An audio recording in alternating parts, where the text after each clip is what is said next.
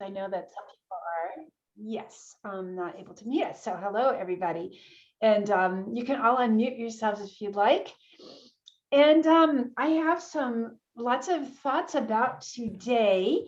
This is our second to last meeting. So yeah, we do have plans for an extension to this class. If you are still interested, it turns out that Friday is going to be the better day. And That's great. Instead of That's Wednesdays, fabulous. yes, Fridays. And it looks like Friday from like 11, if possible, 11:30 to 1:30. Or 11 That's great. Yeah, because then with that, we will have accommodated everybody so far that has expressed interest. And you know, if I can't make it then. you can't make it then. Oof. Sorry. All right. Well, Sorry. okay. Well, we'll talk. All right, Ellen. All right. We'll figure it out. I'll do something else with you. Okay. All right. Well, yeah, we'll figure it out. So at any rate, let's, you know, in preparation for that, I just wanted to say that what I'm thinking after we look at everything today is to talk about, you know, we're at the point where we really are, you know, able to start approaching this with a little more forethought and thinking more about, okay, you know, what does it mean to then start to express an idea through this technique besides just, you know, the initial playfulness that we experience when we're just learning it, when we're just kind of letting things happen, you know, how can we begin to get a handle on it and also use it, you know, for all the ways that it really, you know, is such a great way to express thoughts. I know I'm kind of winging it here, but anyway, that's to set the stage for what we're going to be doing in a short while. So let's go look and see what people did over the week. I'm very curious, and we kind of left off talking about making a larger painting out of our work in the printmaking, and that we were sort of, you know, going back to thinking about, you know, thinking about it at a larger scale. So we talked a little bit about how to get started, and I gave you a little bit of a procedure on how to do that. So let me just get in here and start. So come on, where are we here? Oh, yeah. There we go. Okay.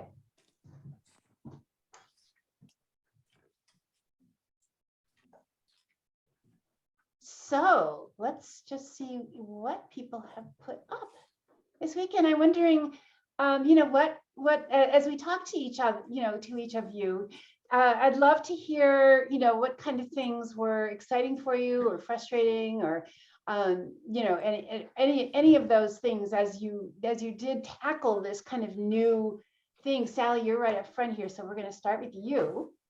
Come here. Okay, here we go.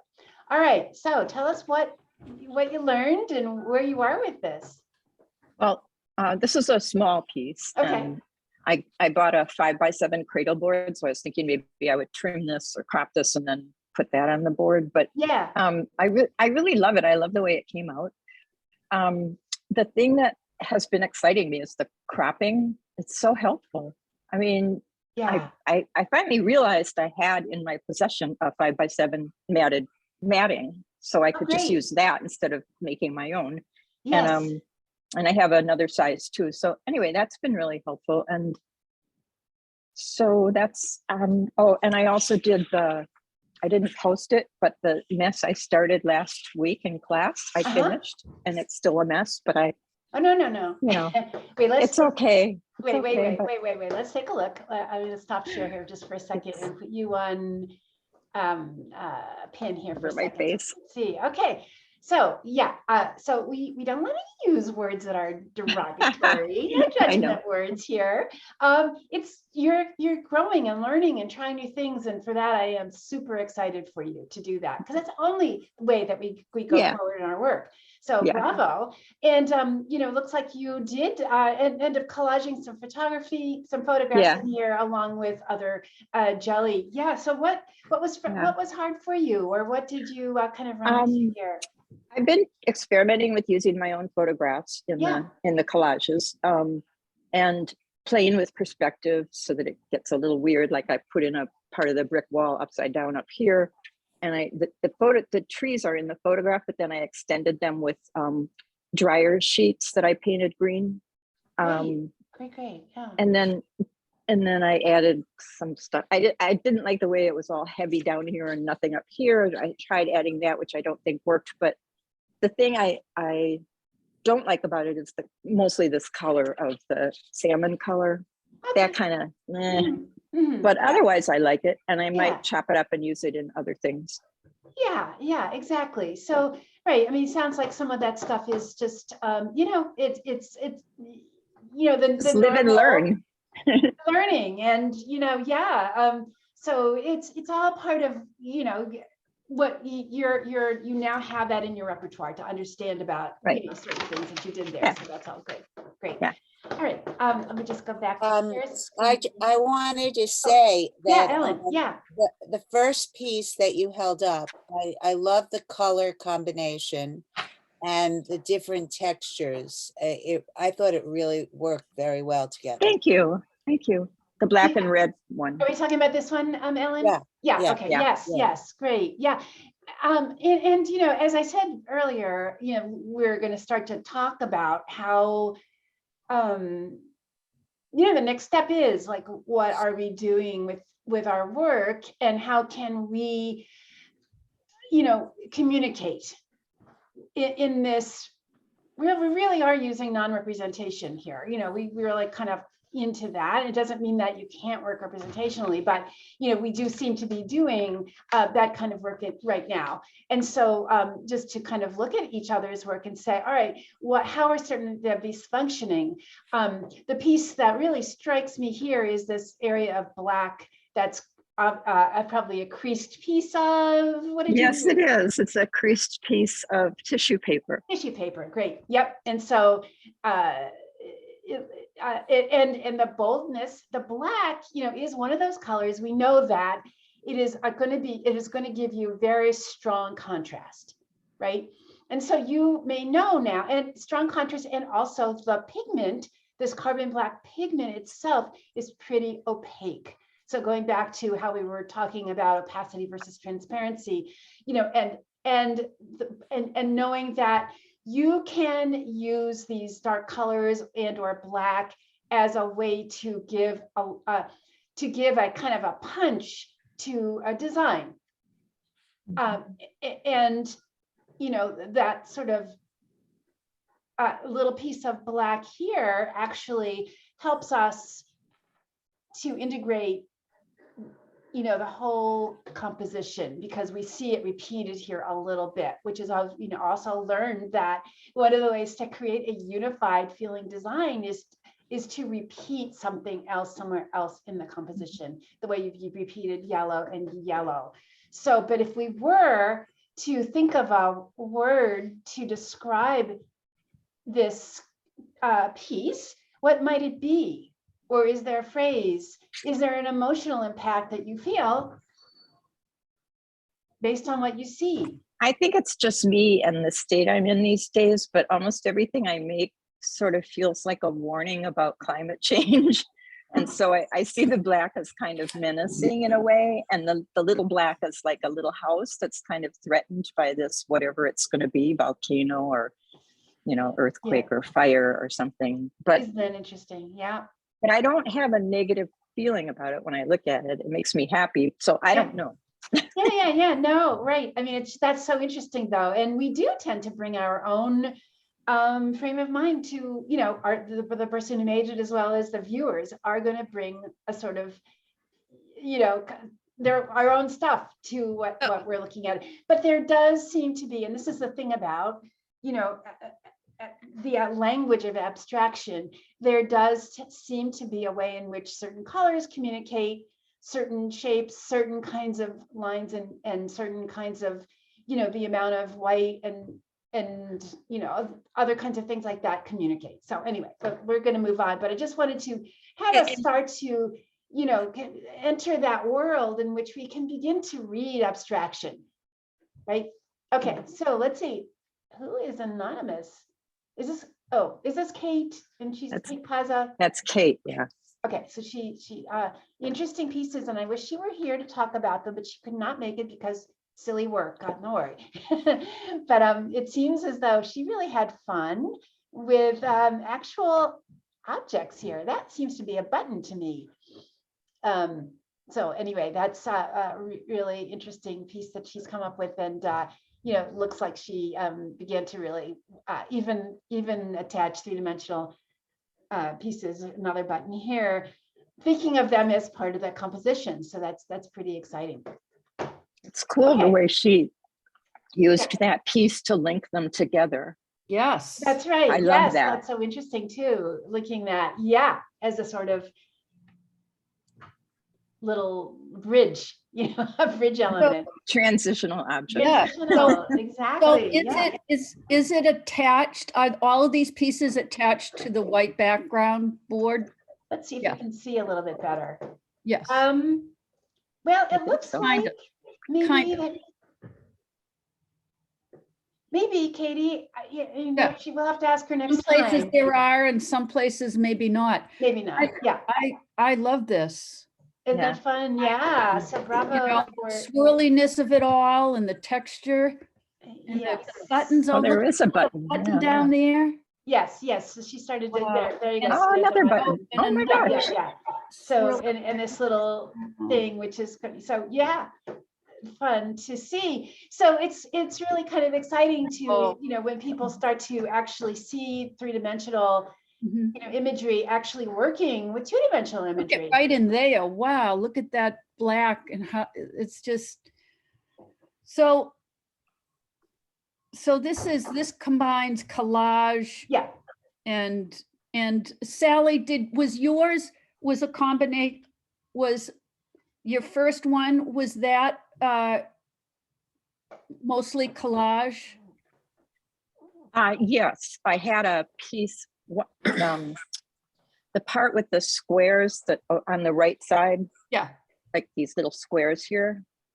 Those are a ghost print on tissue paper yes. over another print of a yellow and solid yellow and solid black. Okay. So the ghost print was mostly black and white with a little bit of red in it. And then I put it on top of a yellow and black, just, you know, printed Yeah. thing. And so the that black came through.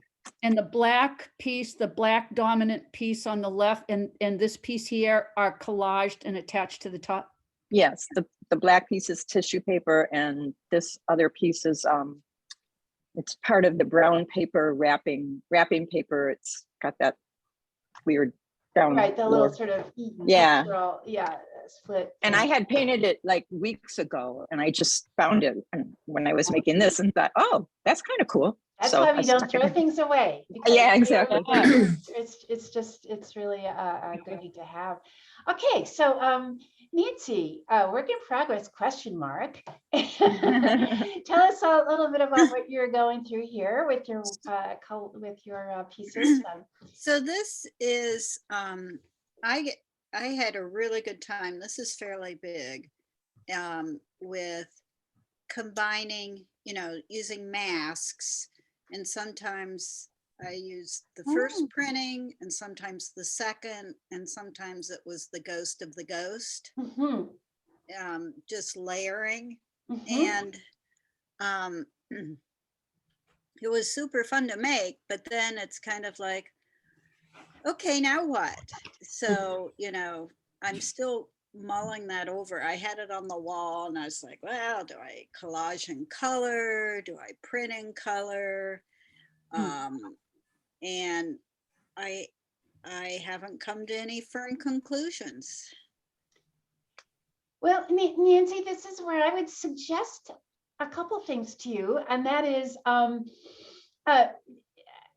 that's exciting to hear, your other thoughts. And it is true where we come up with something that we really kind of like a lot, and then we get into this, but a little bit of a fear about, not liking it as much when we try the next thing. Yeah, exactly. So, and it's, yeah, I mean, that's, of course, we all have those feelings. Here's my suggestion is to perhaps do another one that's similar so that you have two of these black and white kinds of things going. So it takes the pressure off.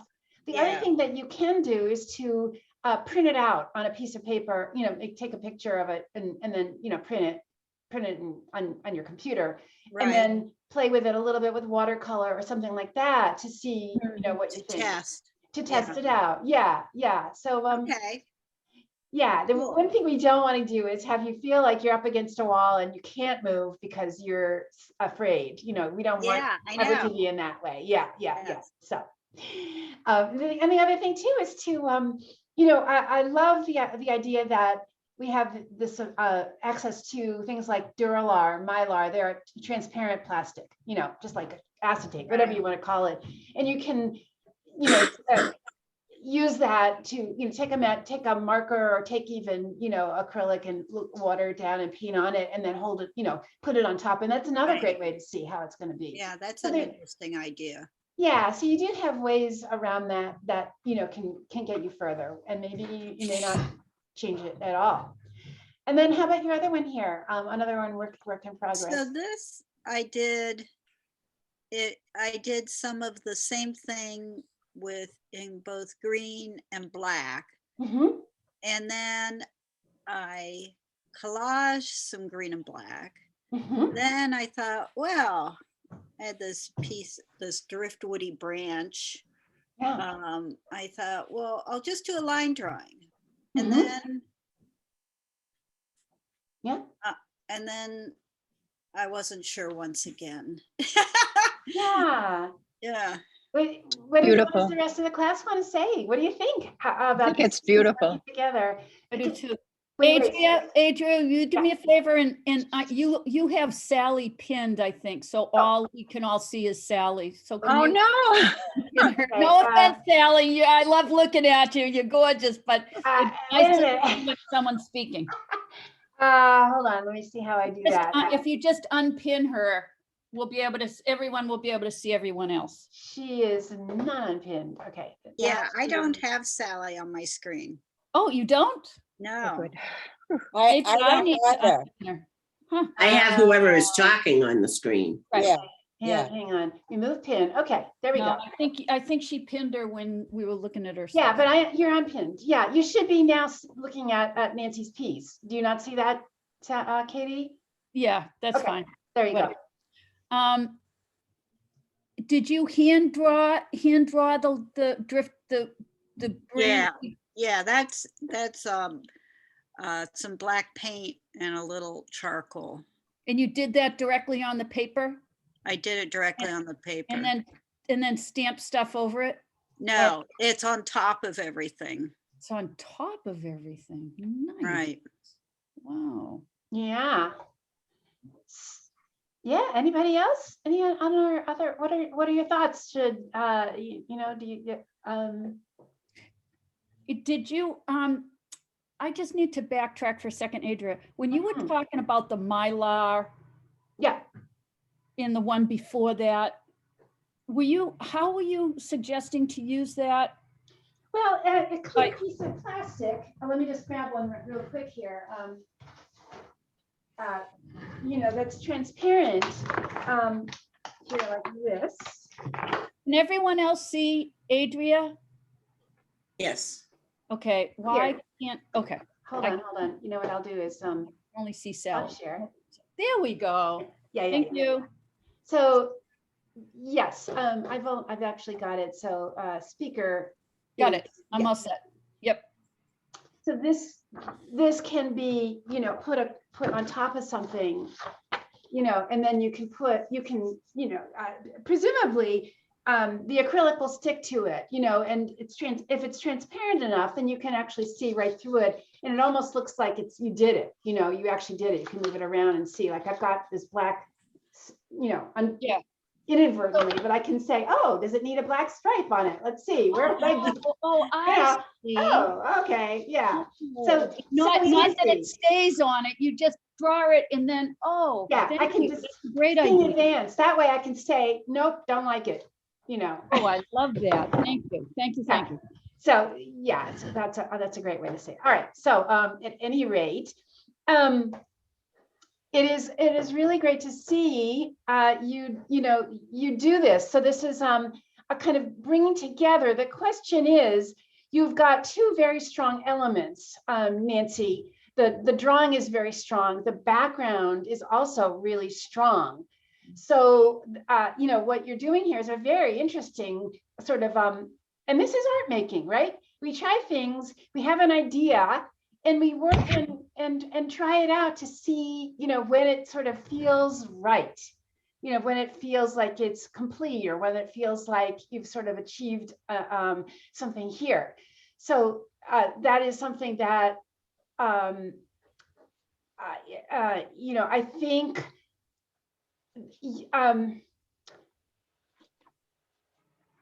yeah, so how are you feeling about it now? Do you feel like these are both? The question is, what do you want the viewer to really focus on? Is it the drawing where the background is in the background and we kind of like accept that, or are both equally important? So, you know, how do you feel about that? Well, I thought they were both important. Okay.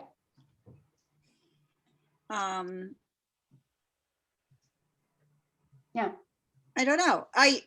Clearly I'm not quite, you know, I don't think, oh, all done, all set, you know. Right.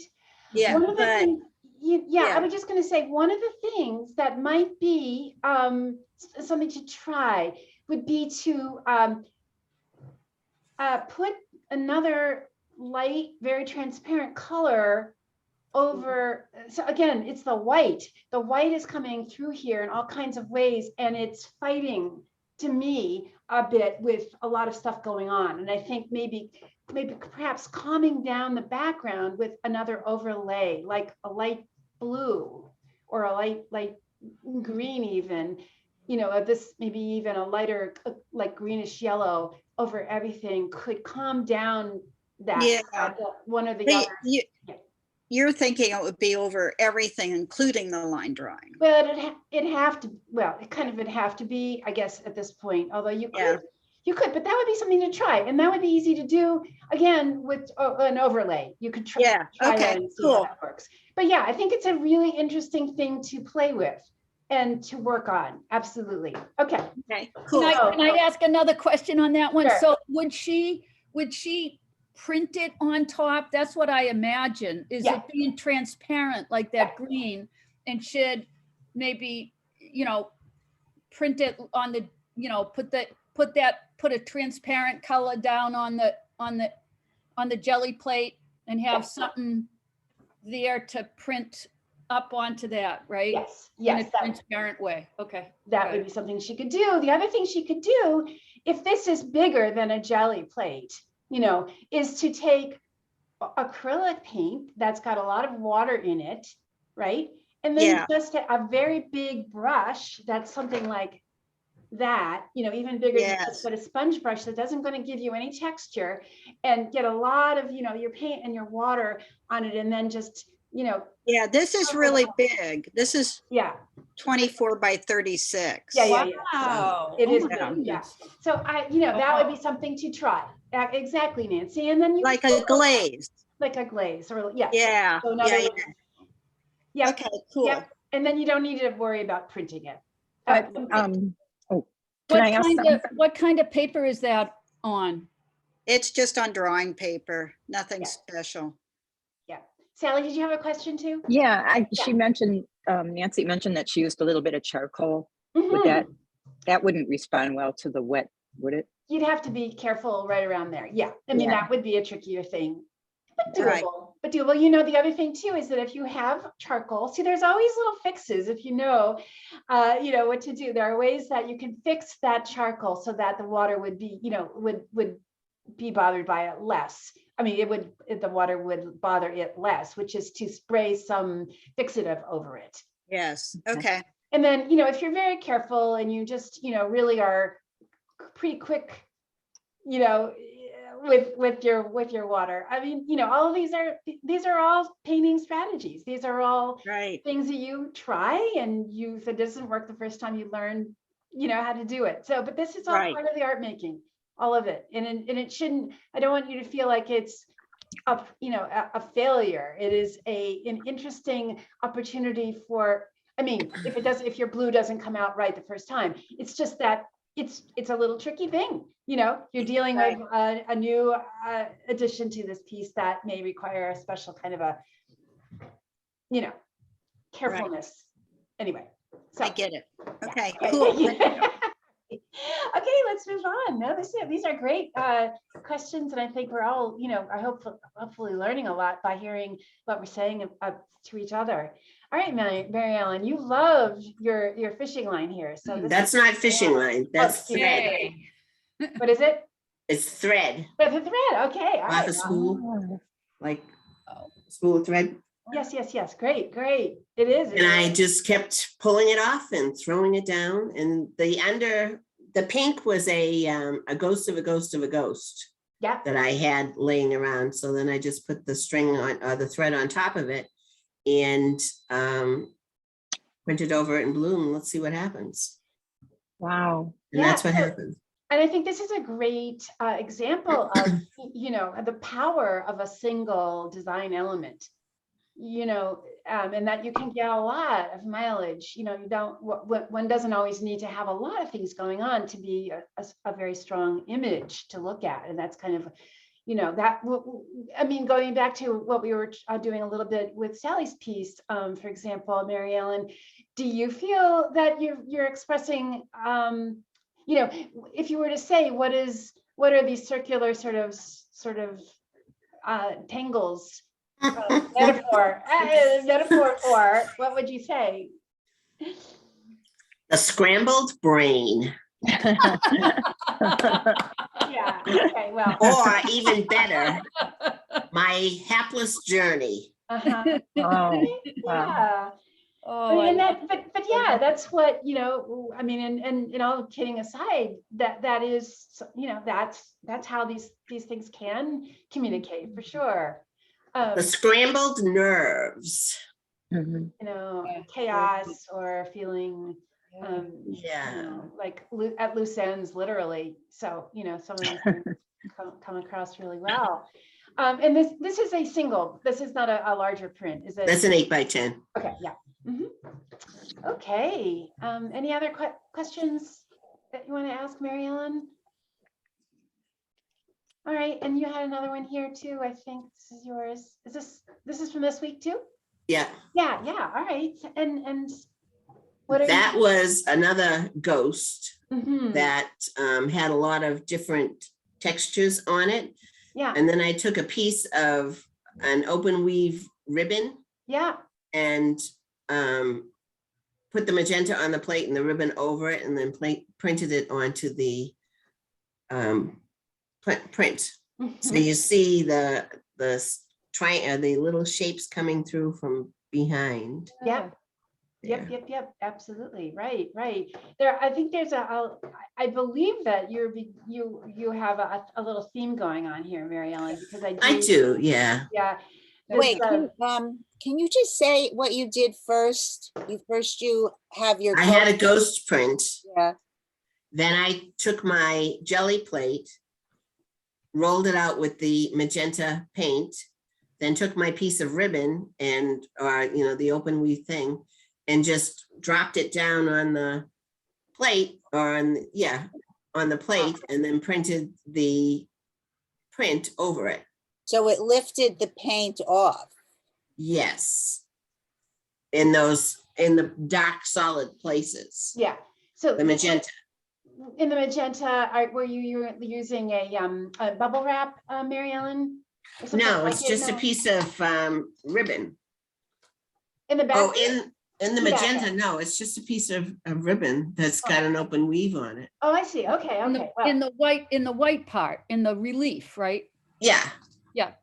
And in the under, underneath the magenta, Oh, yeah, you see the there bubble. is That was bubble part- wrap and there's oh, other shapes that's what I there. meant. That's what I Yeah. meant. Yes, Yeah. the darker color under here. Yeah. Okay, I got it. Yeah. And, There was and was bubble that, wrap.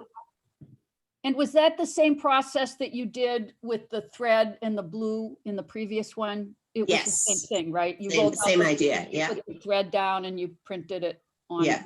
Yeah. Really? Yeah, so again, these stencils that are, simply, not cut paper or anything, stencils because some object is there, to prevent the paint from hitting that paper. Great, yeah. Okay, let's see, and this one here too. That's the same Is it the same one? idea. Yeah, yeah. yeah. Oh, it is? That's not from last week? Oh, wow. No, that's this week. Ooh. The next two are from last week Yeah. that we didn't talk about. Yeah. Okay, yeah, yeah. But on this one here, if you look on the left-hand side, you'll see an area in yellow. Oh, yeah, And you've got little red and blue dots showing through. yeah. That's the open weave of the ribbon showing through. Ah, Oh. yeah, so it gives us a little bit more complexity. Yeah, yeah. Yeah. Oh, I see. And you can see the shapes. You can see the red shape Yep. that These are little guys. coming across red and the Yeah. yellow. That's right. Yeah, wow. So it makes it, and again, one of these prints where if you don't know, if you haven't ever done monotypes, you would be like completely mystified, which is always fun. Yeah. And Mary Ellen did these last week, which we didn't get a chance to see because I was not able to get them up on our quick enough. But yeah, this is pretty intriguing here. How are you getting some of these effects? So what I've been doing to clean my plate is to take the open medium or matte medium and roll it over the plate. Oh, to yeah, Pick up the color, yeah. so it doesn't show up on the next one. Uh-huh. And it makes a very ghostly print. Yeah. So I had used this stencil and painted it on the jelly plate, Mhm, which is how you get all of those outline shapes. mhm, mhm. And then I took the stencil and printed it separately on the piece that it was going on. And then, so I did that with the magenta and also with the blue. So I ended up on my plate with leftover magenta and leftover blue. And I just took my open medium, rolled it over and printed it. And that's why it's kind Wow. of ghostly. So I just want to say that the open medium pure by itself, and some of you may not have it because you didn't need it, if you just bought the open colors. The open medium, is what you would add to your regular acrylic paints to make, as I think you all know that, that's how you would make a pink that would behave like open paint with a longer lasting open time. But you can also just use it clear, as Mary Ellen is saying, even correct me if I'm wrong, Mary Ellen, even if the open acrylic from another printing session was even dry. the Oh, open- yeah. Mhm. Yeah, that open medium kind of Opens it up. opens it up again. And then when you print it, it takes up not only the medium, but everything else that was on the plate, which is kind of fun. And I know you at the very beginning of this class, you were showing us ones that you had done with white already on top of it, which was already very advanced. Yeah. So, but yeah, it's just, and I think the takeaway here is not so much, the literal instructions that someone used to get what they got, but to remember that, every time you see something interesting on your plate, just make a print of it and pull it aside, even if it isn't part of the thing you're making, I just take it, get it up onto a piece of paper and put it aside, because you never know, and also to be very free. I think Mary Ellen is a good example of just like, try things out. Like, don't be afraid to try it, because you just, all kinds of things are possible. It seems like every time I teach this class, I learn something from somebody that I didn't know, You can also use matte medium or white paint. Yeah.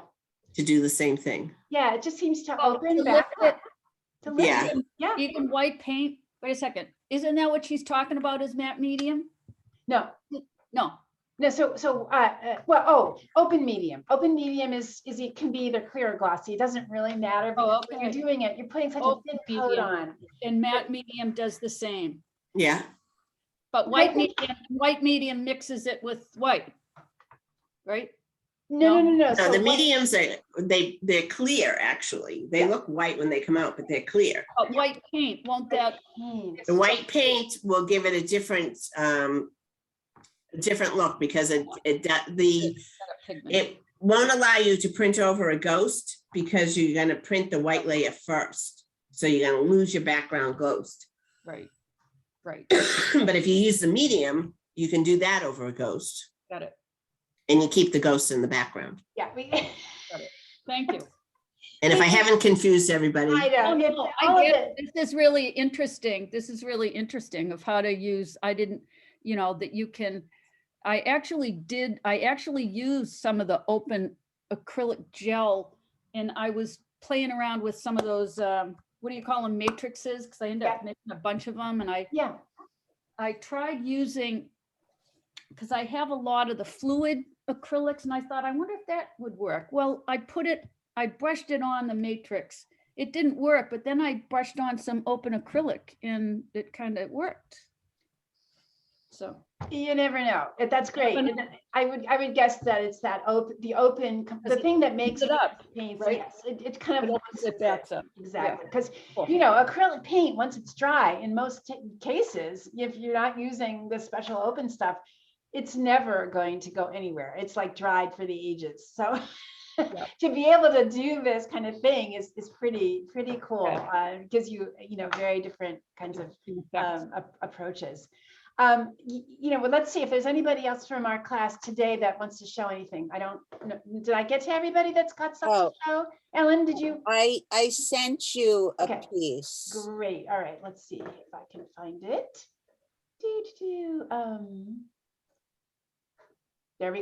Is this you? No, there you are. Yeah, Okay. yeah. Perfect. All right. Great, Ellen. Oh, yeah. Tell us. This is exciting. What are you So, discovering here? I played around with the plexiglass Okay. and painting on the plexiglass. And I did ultramarine, and then I did, I think, the phthalo blue, and then I just painted the yellow and orange color. Into the paper, on the paper. Yes, yeah. Yeah, yeah, great. And yeah. how big is this, Ellen? I'd say like 16 by 20, something like that. Okay, great. Nice big piece. Good, good. Yeah. So what questions do you want to ask, or what do you want to say to Ellen about this piece that makes you feel this or that about it in terms of how it works? I love the colors, especially this week. I I don't know if the Colors are symbolic. colors in train, but yeah. That's very funny. That's right. Yeah. Yeah. a lot of Amongst the interesting mock- shapes too. Yeah. Interesting what? Shapes. Yes, and the mark making is, that comes through on it is it's like different layers and that darker blue is that the aquamarine on the left-hand side? That's a little bit more on the left-hand side. It's Ultramarine. on the right, ultramarine, what did Yeah. I call it? So you brushed onto the plexiglass. Yeah, yeah. I just like, very freely. Yeah, Yeah, yeah. This is not really, my usual style, yeah. Yeah. but I just was having fun just experimenting. I'm Yeah. so glad to hear you say that, Ellen. That's that's great. It's the randomness of the mark making. There's something very special about it, that I Yeah. can't quite put it into words, but it's, You're right. I liked the fact, it was a surprise what was going to appear. Yes. And I thought it was fun, I liked it. Yeah, I mean, we're painting here. This is painting. I would say too that what you're pointing out here, the characteristic kind of mark making that you get from monoprinting is so special. There is no way with painting that you can get this Yeah. quite this mark. And that's one of the things that we love about it. You know, it is really a special thing. So you're saying they're printing on plexiglass, which is interesting. And there is, you know, so the difference between plexi and the jelly, the gel plate is the resiliency. So you have to press a little bit harder to get your image to transfer.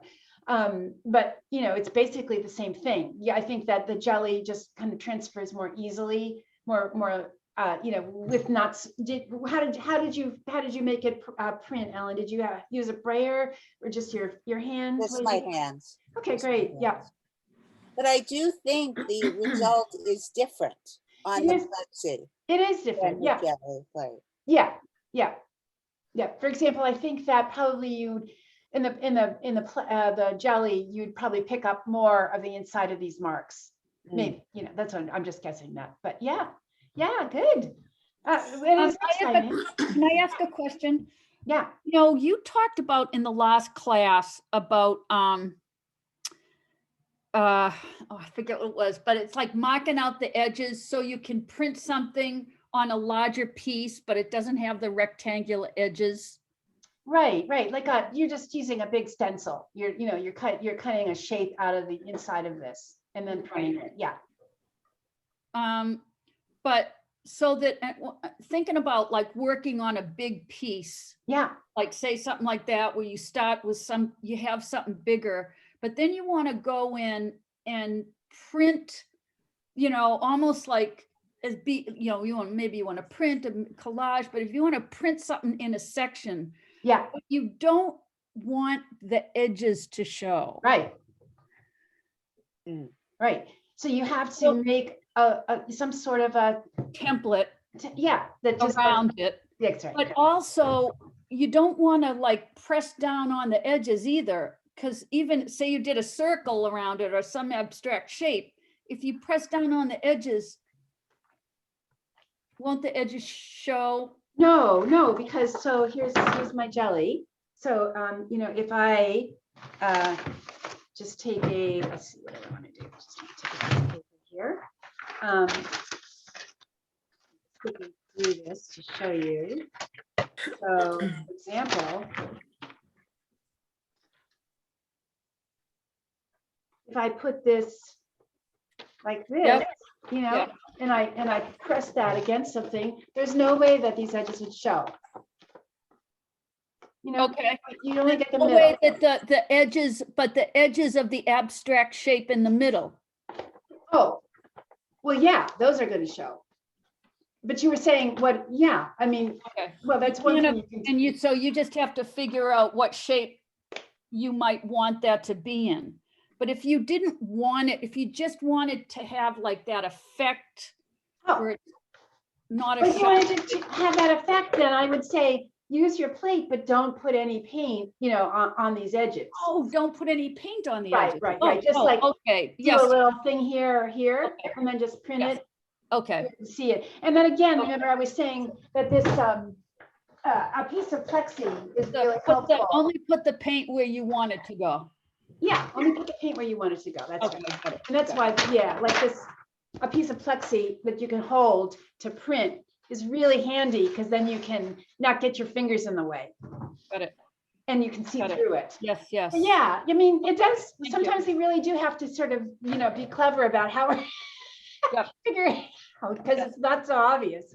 But yeah, and again, Ellen, I think that this is holding together so well as a composition for those reasons that you're repeating these, you know, they're not exact, but you're repeating the shapes over. So our eyes, you know, again, our eyes look for things that are similar. It's unified in that, you know, you're using the same grouping of color. But then there are these unique surprises. And I think that, you know, there's this characteristic that you've got of this sort of lyrical brushwork that gives us a feeling of certainly you might use the word excitement, you might you use the word frenzy, you might say, you know, there's movement here for sure. So it's not a static calm piece. We're getting other kinds of emotions because that's how we read these lines that you've made. Right. And also the color choices also lead us to feel, you know, a certain lightness, I think you might say. Am I wrong? What do you guys think? I think, yeah, I'm really enjoying this piece. And I think the strong ultramarine shapes on the left Mhm. really help with the balance of the whole thing. And then it's really fun to see the little bits of orange Yes. tucked around. Yes, that's Yeah. right. Yeah, yeah, yeah. Yeah. Well, My Ellen, I might say, favorite, my favorite part are Yeah. the strokes, the larger strokes Yeah. that I got. That was the biggest surprise. I love that. so I guess what I would say to you is, okay, keep going with this for a while, you know, make 5 or 10 of them and just see what happens as you kind of move forward through, you know, this kind of process. It sounds like you really enjoyed it, and that's great. Super. All right. Anybody else that we missed or no?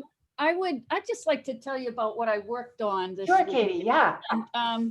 So I've had a bit of a crazy week, and I'm going to have another one this week. But I really, you know, I love the idea of taking these things that we've been doing for the lot and then creating, like, expressing something bigger from all Yeah. this we've been playing with. Yeah. And so I had started last week, and I don't know if I told you or not, but I started playing around with the matrices, and I ended up, just because I had a friend who had gone through some major surgery, and I kind of joked around with her about, you know, this one group of people about, you know, all these angels are going to piling all these angels into a limo, and we're going to be hovering over, you know, the hospital, whatever.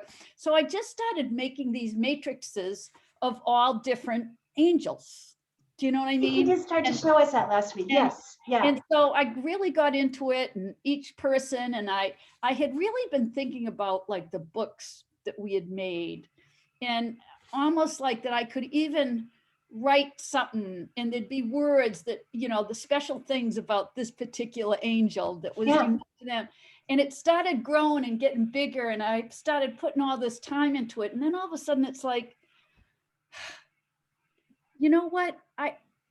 This is going to take a lot of time and a lot of thought. And I just felt like I really want to get back and keep going in the direction of, you know, so I don't feel bad. I'm really interested in it, but I think I'm just going to have to dismount from that. Yes. I can Okay. really continue with this in the direction that we're going with the class. And maybe someday, I mean, it's so much fun, but Yeah. I would get lost in this and would take you know, every day for the next couple of weeks to really follow through on it. So I liked it, but I kind of feel like I want to stay on this little journey that we're on now, but it was fun playing around with it. And I played around with that Van Gogh book that I just happened to pick up at Goodwill because I was looking for some paper or something. And there's all kinds of fun things that I did with that too. So it's like there's so many directions to go to. I feel like a kid in a candy store. That's great. But this is my thing. I'll get lost in the woods. And It's yes, to keep focused. It's always Yeah. good. And we're Yeah. always going to see these things, and everybody does it, but, you know, try not to be too hard on yourself. But I'm glad, what I'm happy about is that you're really engaged, and I'm hoping that everybody feels it's kind of as we end up with the rest of this class, at the end of it, that, you know, you have things that really excite you that you want to explore more. That's, to me, you know, really, really good. Really good. and it's really exciting to see what other people are doing. Yeah. That's like, oh my goodness. Yeah, because you'll learn things from others that it's great. Good, everybody. Well, a wonderful conversation here, and thank you, everybody, for showing us. And those who did not, no worries. And I know you're on your own trajectory there, Tammy, as she's working. Yeah, no, like speaking of like getting like off on tangents and stuff, I'm trying to create matrices and like, and then also use them after I've used them as part of a collage. So yeah, I'm working on stuff. No, I'm sure, and that's great. So however you work with this, and I'm thinking that are you beginning to see how this really is painting? I mean, Oh, yeah. We're painting. It's just a different word for it. So that I find myself. That's why I find myself at this point in the class feeling like the need to do what I would do in a painting class at this point, which is to start to say, okay, how do we make our own individual voices heard? How do we express ourselves, with more than, and I want to just say, I don't, mean to put down the word play at all, but to then sort of harness some of the things that we've learned and, see how that feels to kind of embrace them. So, and I did also want to talk to you about this way of mounting, our pieces like this one here. So I'm just, let's see, how do we want to work this then? You know what, let me hold this for later in the class, because while we're still kind of fresh, I would like to show you the short video just to kind of say, a little bit more about, this vocabulary that we're using, the language of abstraction. And those of you who have taken the contemporary art class that I've been offering before, are going to have seen this already, but that's all right. You can, I think every time we see these things, it's a short video.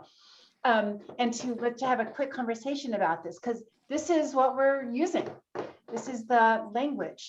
So let me just get this up here, and here we go. Yeah. So let me just get this at the beginning. I also want to hold on. I'm looking at this beautiful bright blue. You see traces in the top third of the canvas, but then you see more in the central area. Hold on, wait. I just need to begin from the beginning here. And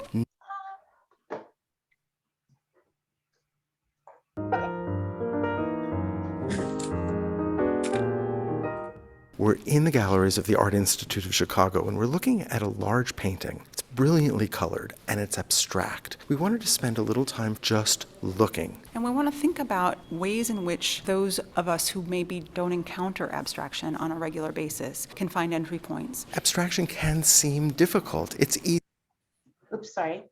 to dismiss quickly, and it really does take a little bit of our commitment to make sense of it. One of the things about abstraction is that you benefit from taking more time. So I'd like to have us just start by glancing across the canvas and finding a color that stands out to you, and trace not only the color, but the way the color is applied. I'm looking at this beautiful bright blue. You see traces of it in the top third of the canvas, but then you see more in the central area, and none of those lines are straight. They seem like signatures. They turn and reverse on themselves. And while some of that blue exists on the surface, some of it seems underneath. And all of a sudden, I'm aware of a kind of space. Suddenly, this canvas doesn't feel flat to me. There are places where I feel like couldn't even begin to get in between the brushstrokes. They're so ensnarled with one another. And then there are places which seem to open up as if they expand back into space. The denser central passages feel activated to me. The word I would use is energy. There seems to be a colliding of color and stroke and tone. I'm really drawn to the pink, which is largely underneath those blues that you noticed. There's a section of the pink that almost seems to reveal the linen, and then I start to look for that same feature elsewhere, and I see it in other spots as well, with aqua or blue or yellow.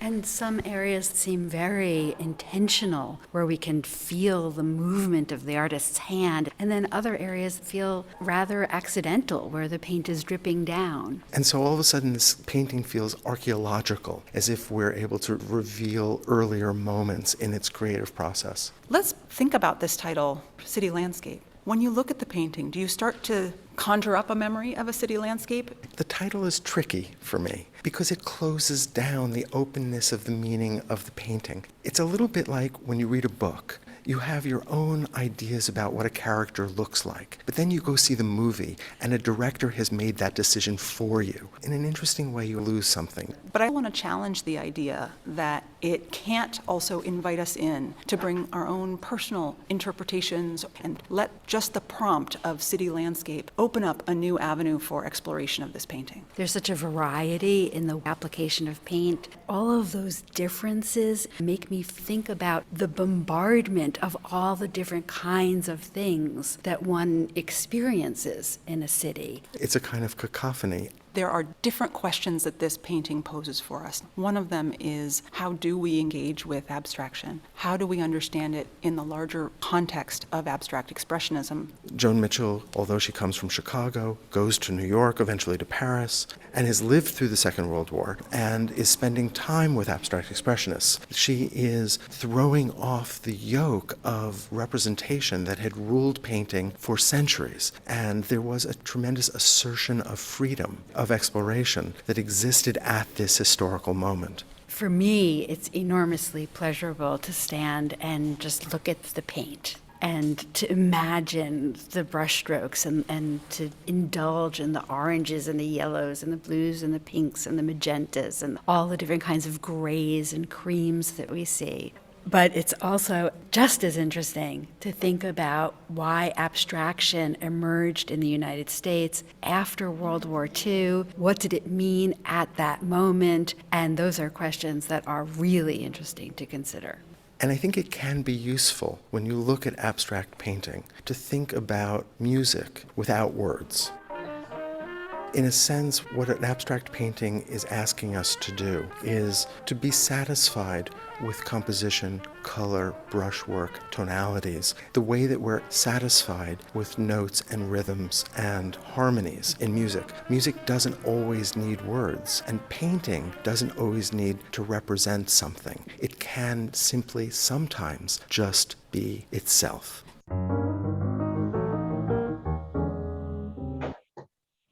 Oops, okay, stop. All right. Yeah, what do you guys think? Wow, great.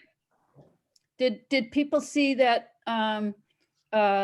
exhibit at the MFA with women in abstract painting? That's what it, Helen Frankenthaler and Joan Mitchell and those women. Yes, that's right. And it also told the story. Well, I think also, what's the book? The Women of Night, the Women The of Ninth Street, yeah, Ninth Ninth Street Street Women, yeah. What a great book. And it tells the story of these women and what the time and after World War II and, Yeah. what was going on and what a, yeah, I find this fascinating. Yeah, it is. And I think, that even as, as we're, for some of you, it might be that this is very new, very, very new. Others, not as much, but at any rate, to understand that this language of abstraction is very new. It's not, it's like 100 years old, really, and even less than that, because, the broad, the broader population, at least speaking of the United States, didn't really accept abstraction until, I'm going to say, I don't know exactly when, but it wasn't when it first was out in the world, like in the 1920s or even the 10s. It was quite a bit after that. Until now, we accept it so readily that we are speaking that language of abstraction without even a second thought to it. So that's just, I find that really, really interesting, and that we have gotten used to it. We understand it. Whereas, imagine, coming in from a world in which, painting was always representational, and to suddenly walk into a gallery museum where there were these just, to them possibly mean kind of mysterious or maybe even meaningless, it may maybe make you angry, maybe make you confused, or or you might make you delighted, but at any rate, it was going to be pretty radical. So anybody else, any other thoughts about it just before we move on? I totally enjoyed. I liked it. It's a good one. I feel like I could watch it again. Oh yeah. Um, I'll send the link to that. Yeah, and there's a bunch of wonderful. Oh my gosh, I hadn't even realized there's the PBS ones that I've been showing. I know Tammy's taken that class and so is Mary Ellen, but what is it called? The art assignment, PBS specials, and they're short. They're like 10, 12 minutes at the most. And man, they really, encapsulate this whole, line of thinking. Like there's another one about the language of abstraction, which gets more into the history. I like this one because, I liked how it modeled how you might speak about a piece of abstract work, without judging it, without saying, I love this, I like this, this is not good, whatever. It's just like, instead you're responding to it. And it does take work. It is really different from being told what to think. It really puts a lot of, maybe that's why people don't like it as much. It's personal. Personal. You have to have a conversation with it. It's just not going to tell you what to think. It just isn't. You can, and that's hard for a lot of people. But it is freeing, as they were saying. You have to be kind of taught to get into this one line of thinking. I think a lot of people do need some help to understand how to look at it and how to glean things from it. Not easy. And how to do it. And how to do it, exactly, and how to do it, because it isn't just random splashes. Like No. there is a way that you can communicate, and you learn how to harness that, and you also learn about perception. I think maybe we talked about this in this class too, but we are learning how to be almost magicians. If you learn how the brain and the eye work together, you begin to learn how to communicate because of what we know about how the brain and the mind work, read things. Yeah. So, okay. We'll just keep that in the back. I'm not asking anything more than just to, kind of let this seep in and let this begin to seep into our conversations as we start to, do more of our own work. Let's see. What I wanted to do also today before, the end, was to talk a little bit about how, and I'm going to just put myself on this speaker view here. Oops. Let's see. Remove your pin. Oops, hold on a second. Move Katie's pin and put me. Okay, there you go. So what I wanted to talk a little bit about was a way to present this work, should you want to have it in your own home, so that you can look at it, so that there's a way that you can see. You don't have to spend a lot of money expensively framing one of these prints to be able to enjoy it, or even to have it be out in the world. So what I've done here is I've taken the piece of paper that this was done on, and literally I mounted it onto a block of wood. So I just wanted to show you how you could do this yourselves. And, I know that, how many of you did kind of get a hold of a cradled board? Remember I had mentioned you could do that if you wanted to. Yeah. You don't have to do this. Just as here to show you how you could do this if you wanted to, right? So cradle boards, they have a lip already on them, so that, you can just take the whole thing. It would look like this from the side. The difference is it wouldn't look like that. It would have this lip, and you could just, put it on a nail, and voila, you're finished, and because you're working in acrylic, the surface of this is pretty fine. I know it's on paper, but what you're going to do is glue this permanently onto your cradled board or a piece of wood, or even a canvas. I mean, you can even do this on canvas. There's no reason why everything that I'm telling you to do today can't be done on a stretched canvas, but I'm not sure why you necessarily would want to do that. It just seems like a lot more work, but but you could. So what I've done here, obviously, is I've taken a cropping of one of my prints that I just thought it was more successful than the whole. And there's nothing wrong with doing that. I want to make sure that everybody really feels that you're not cheating. Or it isn't a bad thing. It is just another way, another strategy to kind of make, edit or control the outcome to your liking. So in this case, that's what I've done here. So let me just show you how you would go about doing this, and feel free to ask me questions as we're moving along here. So I'm going to just quickly grab another print to show you how you might do this. All right. Wow. So I have this little piece here that I was doing an experiment on. So, you know, you might say, you know, you might take your little L-shaped pieces, whatever, you know, move it around and see, you know, what spot you actually like better. And when you've done that, you can draw a line and cut it out. So I'm going to be kind of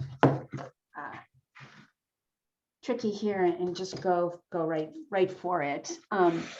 So draw an outer edge here so that I can just cut it out. And then I know that it's going to pretty much fit the block of wood or the cradle board that you might be using. And then the nice thing is that if it's a little bit bigger, you can always trim it, because this really is very easy to trim with a nice sharp X-Acto blade. So if you are not familiar with X-Acto blades, they are really good tools to have, but you do want to make sure that you have that you got a sharp one, because if you don't, the dull blade can tear your paper, and that's kind of sad. So, all right, so we're just going to cut this out, and you know, this is something that I might even want to work on after I've adhered it. But at any rate, I think it's better than it was. And now we've got this piece of wood. So what I would do here first would be to take some of my soft gel medium or soft gel matte medium or soft gel gloss medium. It doesn't really matter. The nice thing about using the soft gel matte is that if it does by accident get on the surface of your piece, it will just be matte. It won't shine. It won't be shiny after it's dry. You know, it's just, it'll sort of blend in and you won't even notice that you missed a little spot there. So let me just grab my soft gel matte. Soft gel, let's see what I've got here. Yeah, I've got soft gel gloss, but that's fine. It'll just do the trick here. And then we're just going to squeeze out a bunch of it on the surface here. Now, you know, I am using wood. It's likely that if you do this, you'll probably be using a cradle board, I would imagine, just because this presents its own problems with hanging afterwards. It's really not, you have to do something with this in the back to, you know, I'm just using the back of it because I'm showing you. But at any rate, the wood that is unprepared will soak up, you know, a lot of this. So you want to make sure that you're putting a lot on the surface. You can spread it with a spatula. So, you know, because there's a lot of water in acrylic mediums and acrylic paint in general, 50% of water, you know, you'll need to work fairly quickly because it's going to dry and it is going to get absorbed into the surface of the board. So you may seem like you've got got a lot, maybe too much, but you know, it's going to start to get absorbed in, and you really want to make sure that it's wet when you adhere your paint, your little piece of paper to it, because otherwise it won't stick as well. So this is a really nice size. It's really handleable to do something this size. When you get into bigger sizes, and you can, I mean, you could do this by, you know, on 16 by 20. You might need another person to help you though, because it's big and a little bit floppier, and you want to, you know, make sure that you've got everything's still wet when you're ready to adhere. Okay, so I think we're about ready. And remember, it's going to look white when it's wet. This will dry transparent, but you're not going to see it because it's going to be underneath here. But at any rate, you know, you can see where it is wet by seeing where it's white. And if it's not quite, you know, if you see it starting to disappear, maybe just put a little bit more in there. I think this is going to be okay though. Okay. So then I'm just going to lay it on top here. And, you know, I can use my hands. This is that drawing paper that most of you are using. If it's something that's lighter, there is a chance that it could wrinkle because of the water in the acrylic.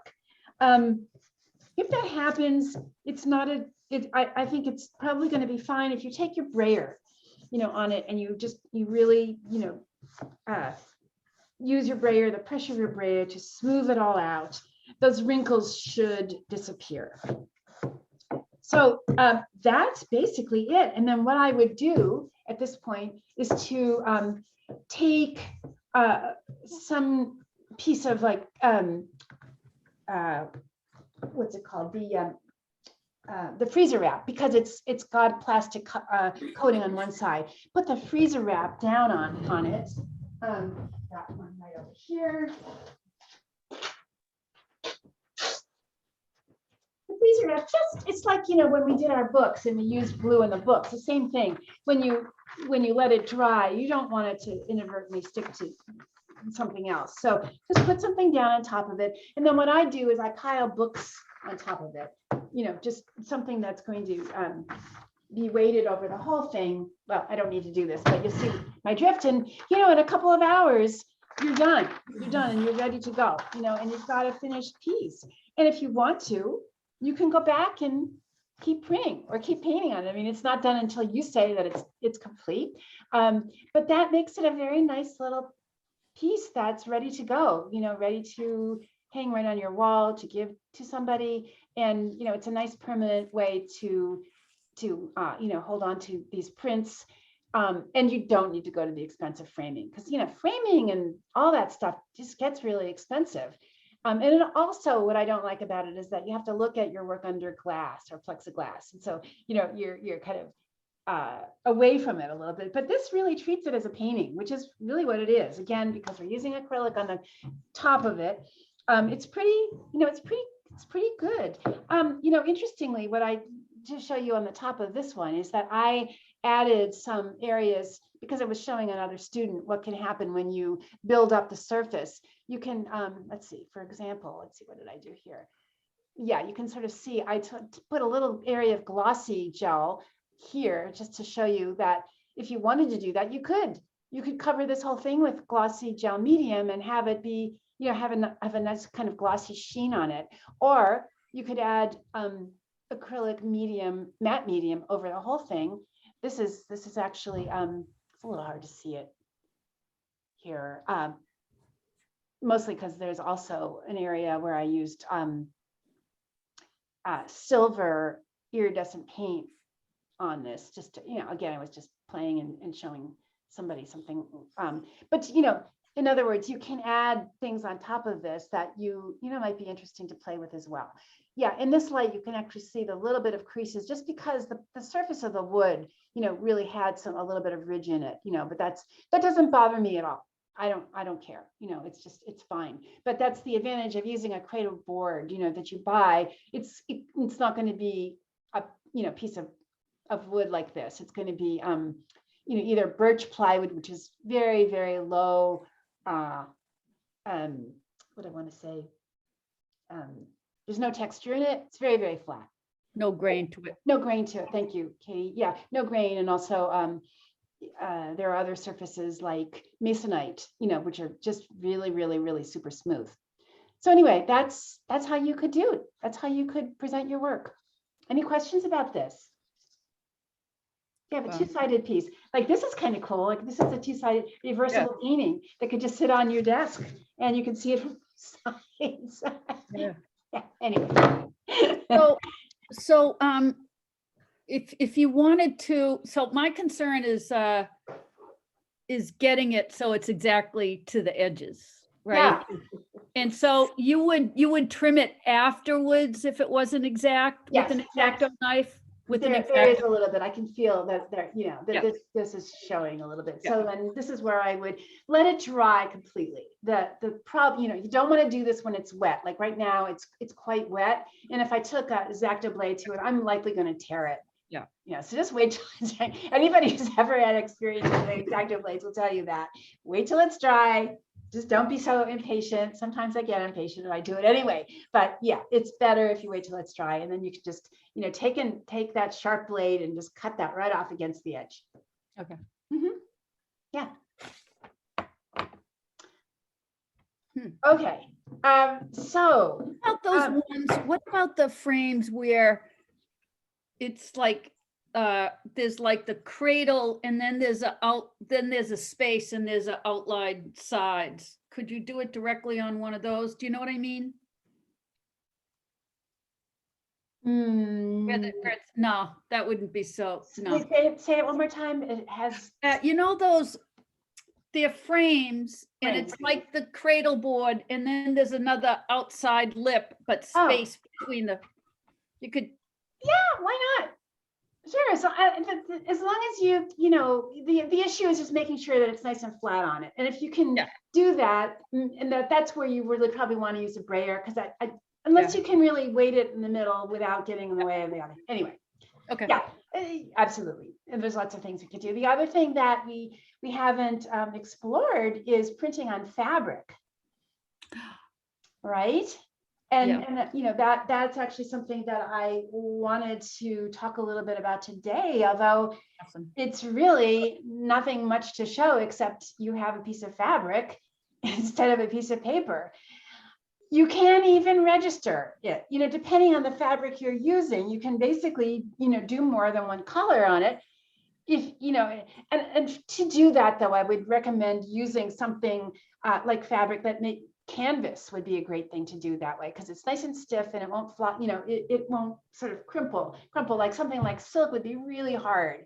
It's just too, you know, movable. But if you wanted to have exact, you know, have it, you know, match up exactly for registration.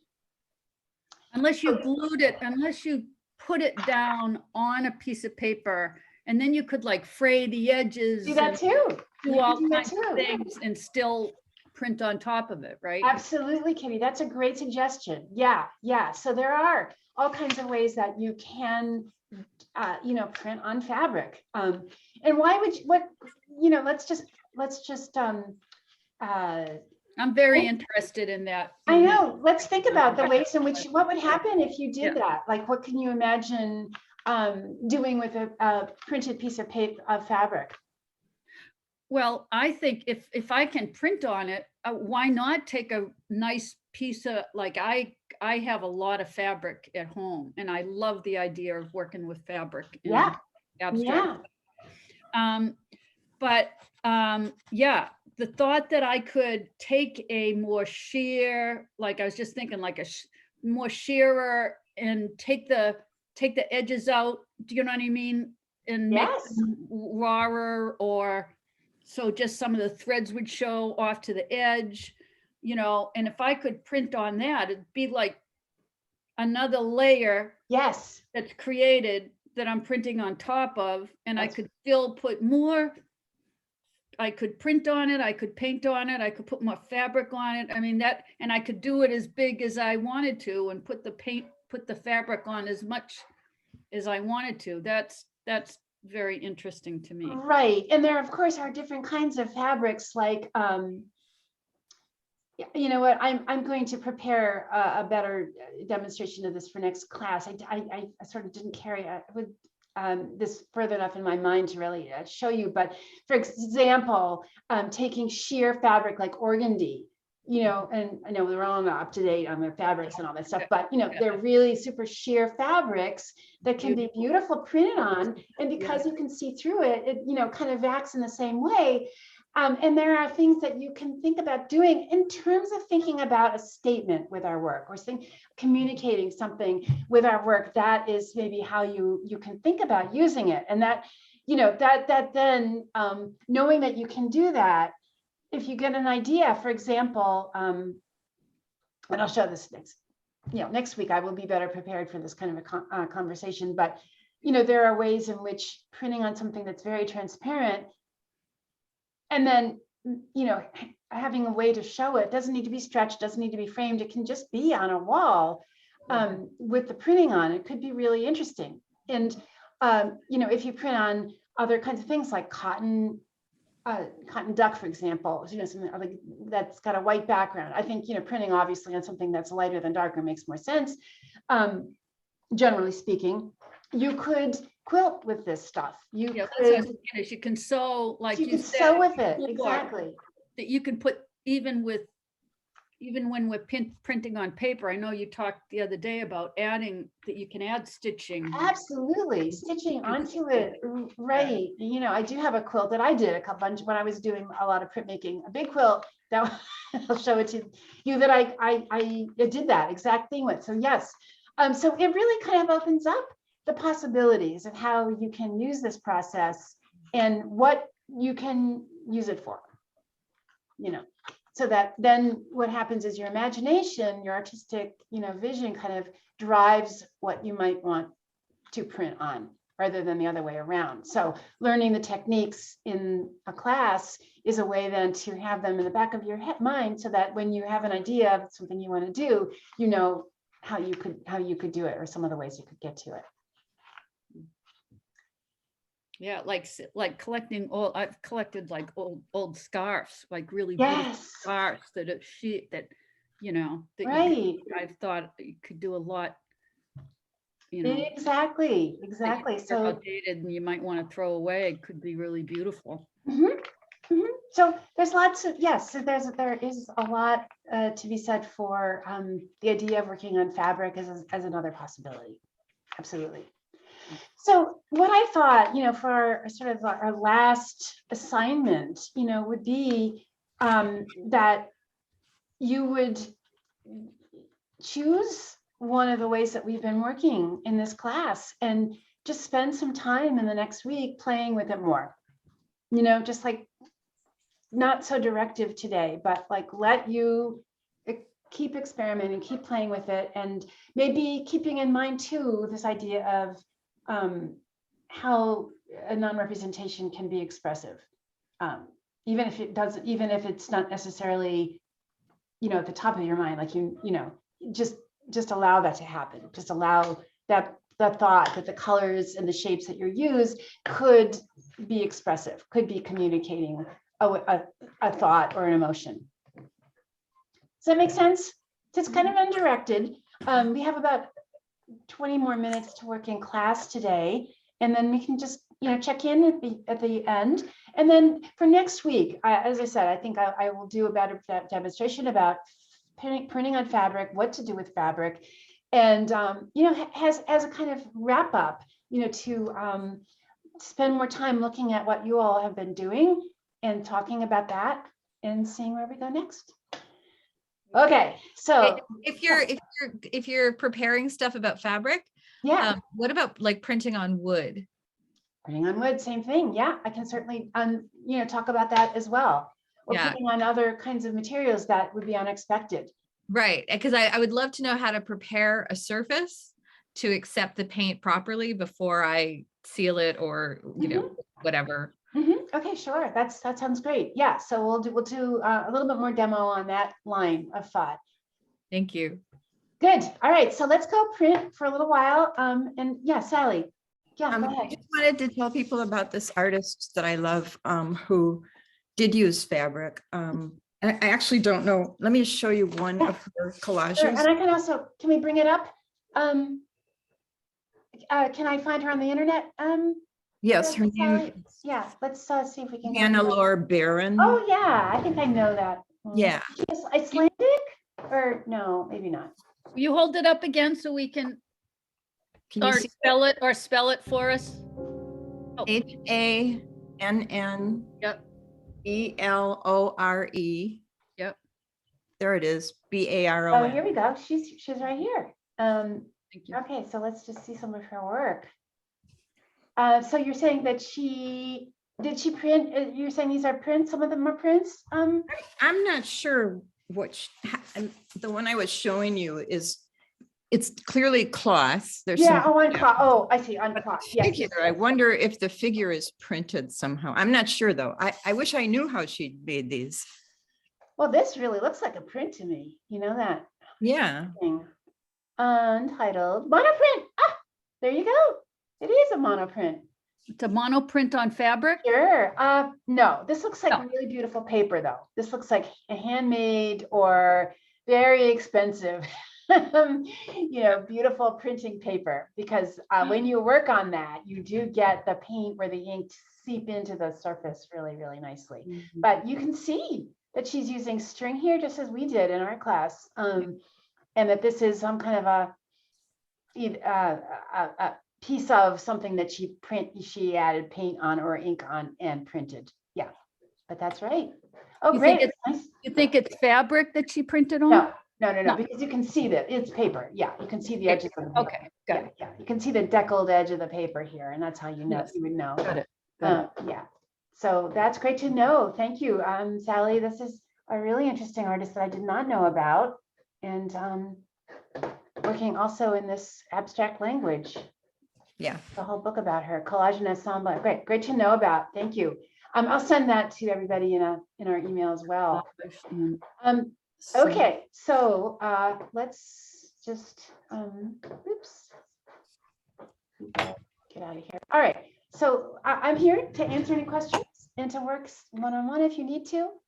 And meanwhile, we'll take a little bit of time to work and then wrap it up with seeing each other's stuff. I'm going to mute everybody, and if you need to speak to me, just unmute yourself, and I will. I'm going to speak to you, so.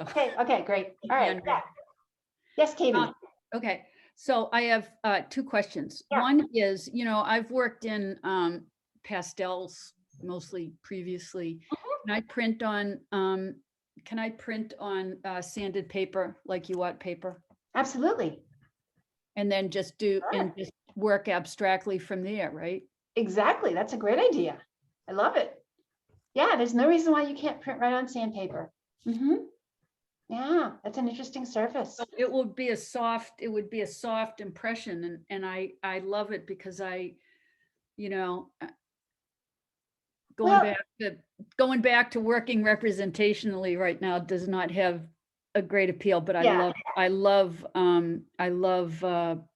working in pastels. I love Yeah. pastels. No reason why you can't work non-representationally in pastel, Katie, because you've got, quite a repertoire of ways to approach it now. Yeah.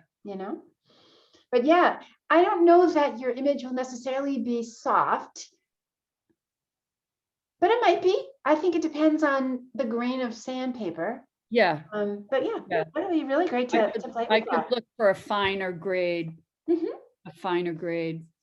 I'd love to see you do that. That would be such an interesting thing to Great. see. Yeah. Probably some other, like, what do you call it? Like Canson Metian has, it's not as sanded as the Hewitt. Can you wait 1 second and I'll come right out. And my other question is I happen to have them down here. Mhm. Some large pieces from like another class that I've done with you where we cut out a lot of pieces that we did with black lines, whether we did it to music or something like that, and glued it all together. Yeah. And it's black and it's all, almost like a collage where you connected all the pieces. And I just happened to have it here. Mhm. I was thinking, I mean, it's big. Mhm. And I was thinking, well, I took it out and looked at it and I'm thinking, would I be forcing, to start with that? It's starting with something that's pretty strong already there. Yeah. But I'm kind of intrigued by using that as a base. But I kind of feel like it's almost too strong a thing to start with this Might print. be. It sounds like it without Yeah. seeing it. Yeah. Yeah. The black lines are there. It's a challenge. Yeah. Yeah. And Yeah, also fit inside the lines or something. exactly. It's yeah. Okay. Yeah. Okay. Save that for something else. I Okay. think so yeah. All righty, good. So yes, I'm here if anyone else wants to chat, and we'll just check back in about 20 minutes.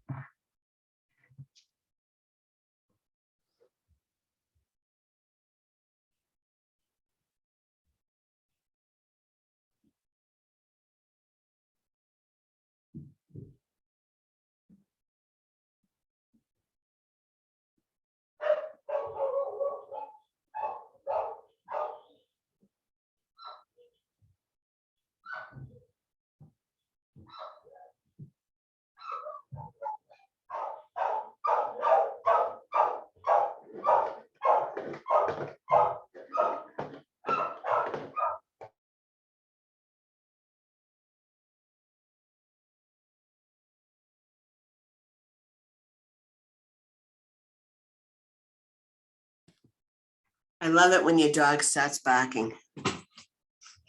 Reminds me of the days when I was working from my house and the dogs would bark and the boss would complain. It's like, well, you knew I had dogs when you said we were gonna work from my house, so. Exactly. There's not much you can do about it. She's, Well, she wanted me to close the door and she didn't understand that that would make it worse. oh, yeah, well, exactly. Yeah, yeah.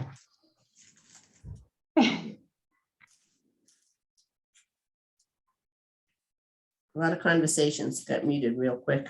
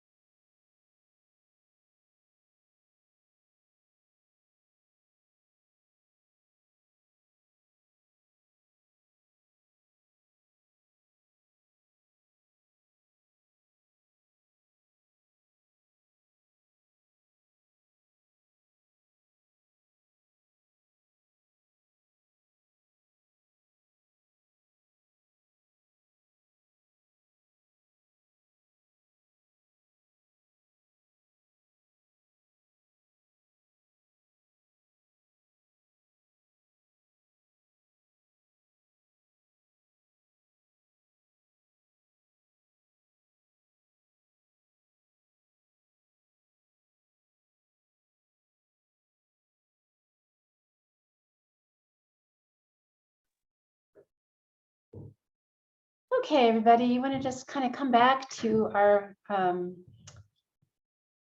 little windows and see what people have been working on, thinking about, and anything else before we leave. Sally, what are you what are you thinking about as you're working forward? Do you think you're going to try to mount any of your pieces, or Oh, yeah, I think I will. I posted a collage on Padlet great? that I was working on during this time. Okay, terrific. Yeah, we'll take a look at that. But I think I'm gonna work on the other collage, the one that we already talked about. Yeah, And I'm either gonna crop it to 5x7 or I'm gonna somehow expand it to 8x10 because those are the two size words I have. yeah. Okay, good. Good, We'll see good. what happens. That's great. Yeah, I just wanted to check and make sure that everybody feels like they have a plan, something that is interesting to them to do, now that we are giving you a little bit more leeway here. So yeah, I take a look at our Padlet and see if anybody's got some new stuff up here besides Sally. Oh, good. Yeah, we have a couple of things. Yeah, so if you'd like to put it on Padlet, go ahead. All right, Sally. Yeah, great. So tell us a little bit about. So this is the smaller one. Yeah. Those are all prints I made during this class, and Fabulous. I've been playing with putting the shapes together in various ways, and I think I've settled on that, but I haven't glued it yet, which is why I had to take a photograph. Okay, great. Yeah. Mhm. But this one doesn't say anything about climate to me. This one's more about sort of opposing forces trying to connect, or about connection in the face of opposition. I guess I'm thinking about Ukraine, but Yeah. I think they're trying to connect, I think. But anyway, something like that. Right. Well, yeah, we don't, it also can just simply be the joy of putting things together too. So, Right. Yeah, I mean, I guess, not to make everybody so, too paranoid about, because that's for sure scares, myself included, what does it mean? But it is also something that I want all of us to start, just recognizing that is also kind of part of something to think about. So yeah, I find this very pleasing personally. And then, again, why is that? Because we see repetition in the colors and the shapes. It's sort of like you have these two opposing forces. You've got the roundness, and then you've got the straight edges here. So they echo each other. You've got, white very strongly here, but then you've got a little bit of white that repeats itself up here. So, I think and you've got this interesting red, which could also be something that you think about as a metaphor, too. And, the red is there. It is the only place. That's kind of interesting. It really draws our attention, and yet I feel like it's balanced somehow. Maybe all, this heavy black in this area here balances that very forceful red. And this idea of like, a balance in something that is not obviously Right. like there's no literal weight to it, right? It's a visual weight. So just talking about that and thinking about that more is a good practice. Anybody else have anything you want to show us on Padlet or otherwise? Let me just go back to see what we're. When you have your, I'm sorry. When you have your Padlet open, I see this one, and it looks very like organic, more like I don't see it, different strong colors. And I don't know where it is, but I was just. I think I know what you're talking about. That's actually, and yeah, that's good because this is a student. Oh, I think yeah. I know what you're talking about. This one Yes, here? yes, Yeah. yes. This is a student this is another participant who does use printed papers in her collages a lot. And she took this class with me in the summer. And, I think her work is a good, one to look at when you're talking about these organic shapes. Yeah, and she does use them in collages as well. So this is some of her stuff here. But this is all jelly. Whoa. You're looking at, yeah, Wow. kind of fun to see, right? And This is, so is this on a Padlet or is this on her website? no, this is on a pad. This is on Padlet. Yeah, this is her Padlet. Yeah. So I can share her Padlet. I don't think that you would mind if you take a peek and It's really interesting because it's Yeah. biomorphic shapes, yes, right? it's right. And, it's right. and what did you say she prints on, you said something about it. I mean, this is all working with the different prints from the, Yeah, the- from the jelly plate class. Yep. that looks like it's actually hovering. It has like a shadow on the shape, right? Well, and that's because she hasn't glued this down. Oh, okay. Yeah, but that's what she does a lot is, she tries it out. It's a great way to try it, right? You can take a photograph of it and see if you like it. But yeah, no, that's She's that. printing, she's cutting it out and putting it on cutting it like another piece of paper. That's right. solid That's piece right. of paper. Yeah. So, and that's And layering. That's right. Got it. That we can Got it. do. Exactly. Exactly. So, you can see she's taken parts of prints. Anyway, I just wanted to point that out. That's Very another way. interesting. But yeah, really fun to see all these different ways of doing What it. sizes are these? These aren't Oh, real. I don't think they're that big. Yeah, I think she mostly, well, she does have a bigger jelly plate, so they could be as big as 10 by 12. I think she's got a 12 by 14 plate. Yeah. But I don't know for sure. That's a problem with this. Is that something we would have access to in Padlet that we can go through and look at it? Yeah, I would send you her Padlet, URL, and you guys can look at it. Yep. Very Mhm. nice. Yeah, it's fun to see. Yeah, color, too. yes, she's really, I think quite a facility with color, absolutely, and shape. So it's just fun Yeah. to see her. Very natural, shapes of nature. I guess Shapes that's of nature. biomorphic, right? Yes, that's right. This is some of her most recent Hmm. pieces. Anyway, Amazing. I love So them. the black and white, how did she do she has a whole bunch of those black and white, yes, that's just a monoprint. just like the positive, negative printing on white paper, the black on white paper. Wow. Yeah, yep. So I could get really into that.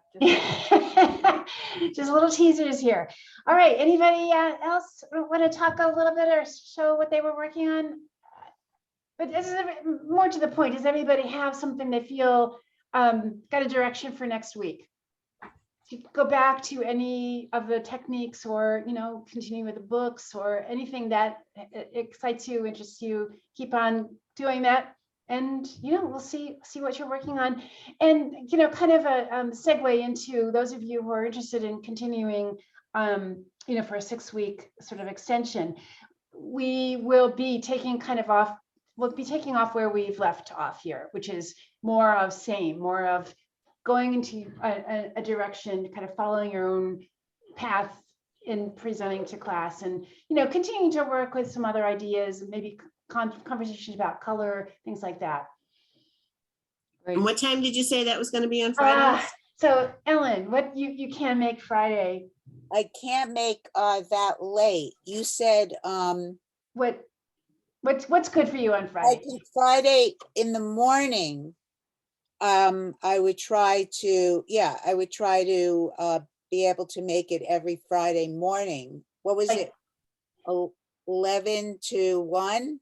We were saying, is that too late? 11 to 1? I can do 11 to 1. Good. I think we've got a time. Can you do 11:30 to 1? Just out of but if you can only do 11 to 1, because I'll have to adapt my thing too. But is there any chance you could do 11:30 to 1? You mean shorten it by a half an hour? No, No, 11:30 to 11:30 to 1:30. 1:30. I can't do 1:30. Okay. Okay, But maybe, So- yeah, so I Well, think we we'll have a fit it in. time. Yeah, I think we have a time. I think we can do 11 to 1 and people be a little flexible. That Yeah. would work for you, Ellen? Yeah, I can And- do 11 to 1. Okay. Katie, that will work for you. yeah, I'll just have to I'll figure it out. Okay, Okay. okay, great. Thank you. And, Tammy, you're okay with that? Yeah, now I think we've got 7 people for this class, so that's great. Yeah. Wow. Wow, Great. I know. So a couple people who have taken it before who are interested in coming back to second issue. Everybody, I will see you next time. Thank you so much. Thanks a Before lot. you go, Take you'll care. send us an email where to send the payment for it? I will do Oh, that. yeah. Yes. Okay. And I'll just confirm time. Okay. Bye-bye, Okay, everybody. great. See you then. Thanks. Bye-bye. Yep.